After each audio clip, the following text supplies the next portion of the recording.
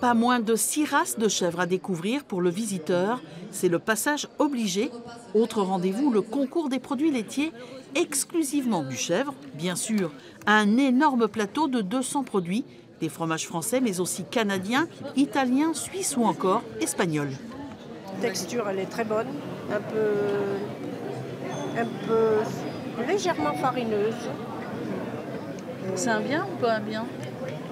Ben, ça dépend, mais c'est pas mieux, il vaut mieux pas. En termes de texture, je le trouve bien, ferme, mais fondant un petit peu. Et en goût, je le trouve un peu acide. Ici, on déguste, mais pas seulement. Caprinov est un carrefour de nationalités, mais aussi d'idées échangées. Après 3 années de crise, entre 2010 et 2013, la filière caprine fait vivre ses éleveurs.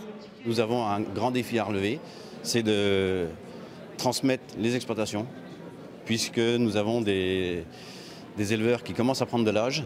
La crise qui est passée par là a empêché beaucoup d'installations. Et donc aujourd'hui, il faut relancer la machine.